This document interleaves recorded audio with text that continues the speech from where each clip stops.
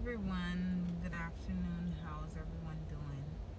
I have been missing off YouTube for a while. I think a couple months. So here's what I have been up to now. The story is a little long, so if YouTube cuts me off, I will make another part to the story. So um, I'll get everything that I was doing out there to everybody so they could know what I was doing all this time. So all this time I've been back and forth, back and forth. Do I want the house? Do I not want the house? Do I want the house? Do I not want the house? And finally, my dad just said, just get the house, just do it. And I said, you know what? I'm just gonna do it. So I did it. So I went to the first house. It was a brand new property, but it was just not laid out properly, and it was in Bridgeport, Connecticut. And for those of you who have children and education is very important to you, you know that you don't want your kid in no school district where there's like 20 to 1 teachers. You want your kid to be in a good school district. And my daughter is 8 months old, but I'm a person that thinks way ahead. And I said, you know what?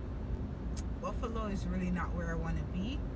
So I decided to move to Trumbull, Connecticut, which is the 26th best city to live in Connecticut, and a very A plus school system all across from elementary to high school. A plus school system. So I was like, yeah, that's where I'm comfortable. And really, like, the difference between living in Trumbull and Bridgeport wasn't that much of a difference. Bridgeport had higher taxes. The house that I was looking at had like $9,000 worth of taxes. The house that I'm gonna buy has like $7,000 worth of taxes. Of course, it's like $25,000 more. But when you do the math, when you really look at it, like $25,000 more, I understand that's money right now. But for those of you who care about school districts, sending your kid to private school is like $7,000 a year. So it would end up costing me more money to live in Bridgeport over the long run, because I was not gonna put my daughter in the Bridgeport public schools. So I just decided that, hey, Trumbull is the best place for my family. So we went to Trumbull and we found a house. Put an offer in on it, full price offer. Of course, she took the full price offer. Full price with $5,000 closing cost credit. So she took it. She took full price, $5,000 closing cost credit. Okay, so yay! I got the offer accepted. Next step is to order the inspection. Now this house is an 88-year-old house, so there's a possibility that there's lead pipes. So I didn't test for lead paint, I just test for lead pipes, because obviously it has been renovated inside, so the walls were changed anyway. So I just tested for lead in the water because I have a baby, and lead could mess up a baby's brain. So I was like, let me be on the safe side.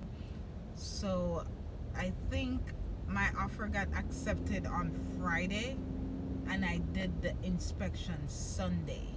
So like a day later, I did the inspection, because I move fast. For those of you who know, I move pretty quickly. So I got the inspection done.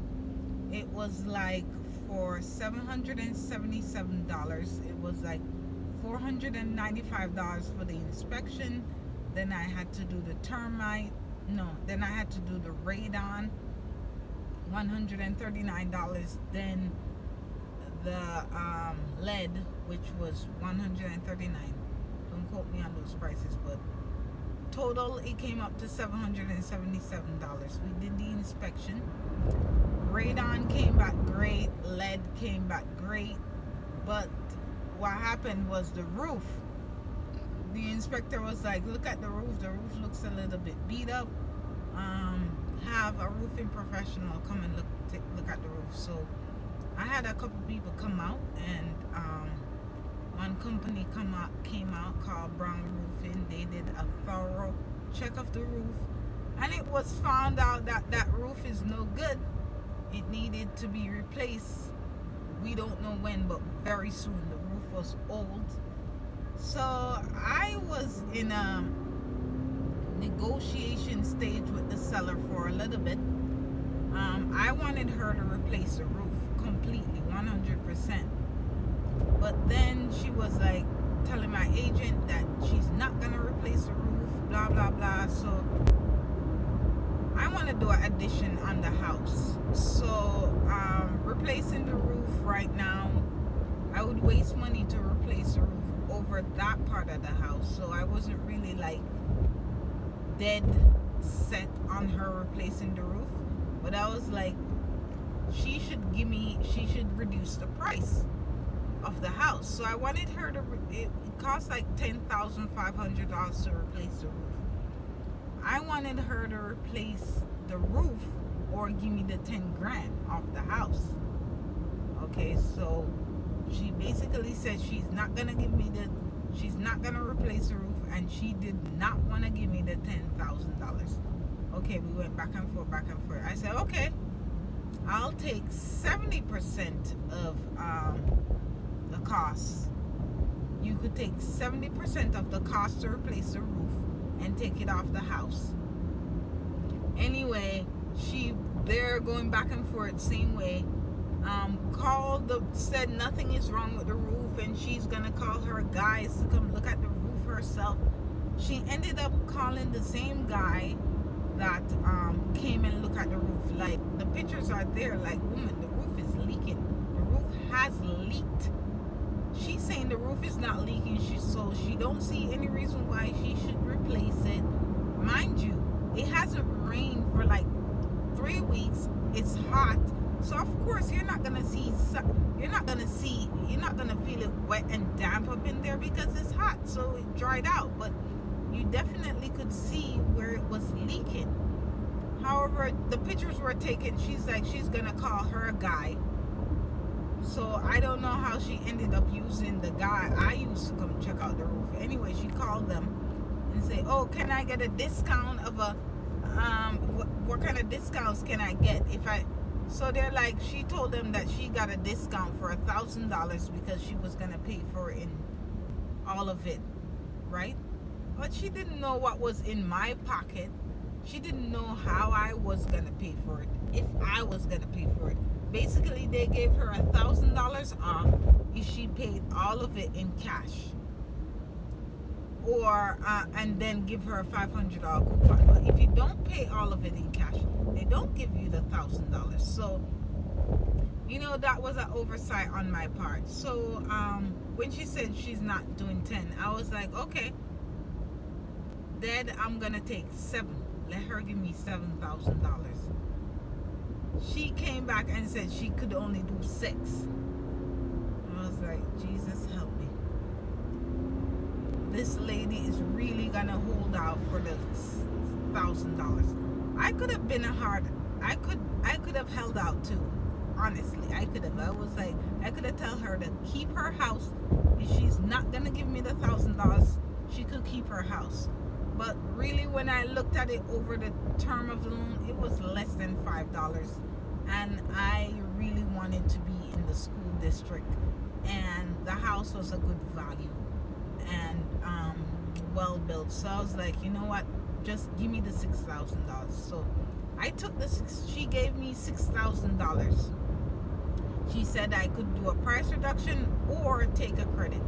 So mind you, she gave me $5,000 credit before. Now she's giving me $6,000. So now I have have $11,000 worth of closing cost credit. So basically, all my closing costs is gonna be paid for, and I'm gonna have money left over to buy points. So, and if it essentially, I'm just paying $10,470 for a down payment on this house. So basically, I don't have to come up with any more money to get this house other than my down payment. I'm going. Guess who I'm going with? I cannot believe it how the tables have turned, but I'm going with Wells Fargo. Can you imagine it? Wells Fargo. Yeah, I can't imagine it either. But they're the ones that I'm going with. My PMI is $243 a month. I'm gonna get rid of that PMI like next year, because I have ran into this this concept called velocity banking. It's a life changer. Shout out to Armando. He was the one that put me on to this concept, and I love it. I love it. It changes life, people. Look into it. Velocity banking. YouTube it. There's a bunch of people talking about it. Denzel, Kanye Wallace, a bunch of people talking about the velocity banking concept. And I'm telling you, with the concept, you could pay off your house in 5 to 7 years. When I put my numbers in, I could pay off my house in 6 years. I'll get to 20% loan to value in like a year. So I'll call Wells Fargo and cancel the PMI. So basically, I got my house. I got an accepted offer on a house in Trumbull. The house is being sold for $349,000. I put 3% down, which is $10,470. So basically, what I'm borrowing is $338,000 and the rest. And my taxes is $6,905. I got insurance for $1,116. So those are my numbers. And another thing that I wanted to tell you guys what I learned is, if, say for instance, you want to close on your house, right?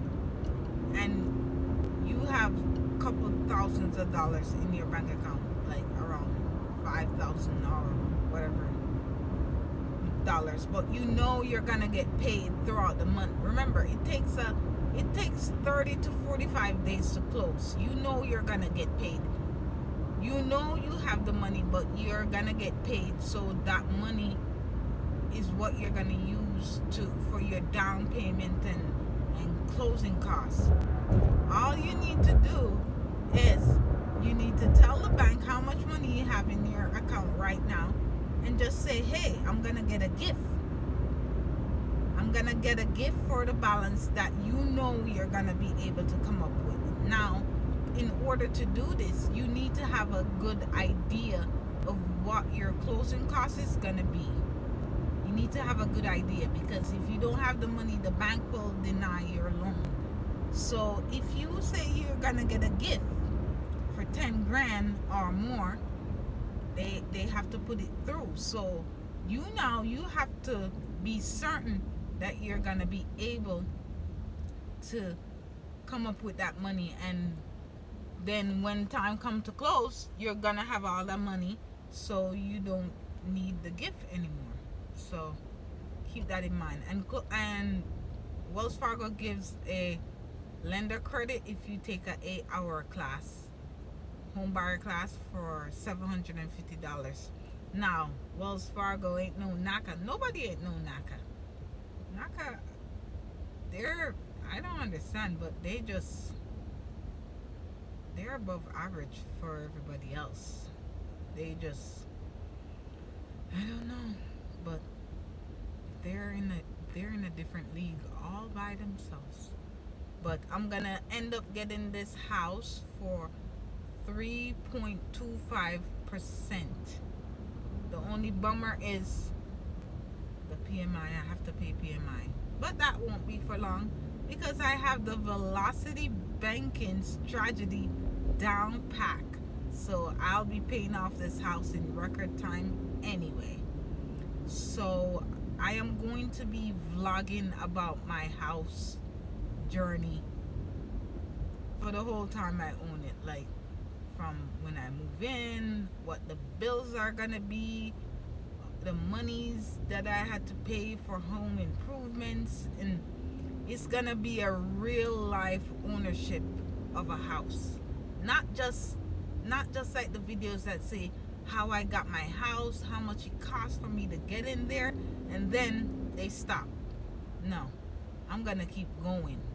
I'm gonna keep going, like how much the bills, the utilities, the taxes, home improvements, every little thing. I know it's really busy with the baby, getting a new house, working full time. It's just too much.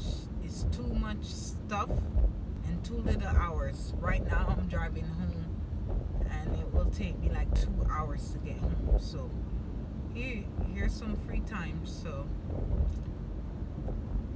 I don't know if I covered everything, but if I did, anything I missed out, I'll put a follow-up to this video. But that's what I've been doing. I'm currently waiting for the conditional approval to come back. Wells Fargo has a high volume right now of applications, so the conditional approval is taking around 10 business days. So around next week I will get a conditional approval, and then I will order the appraisal.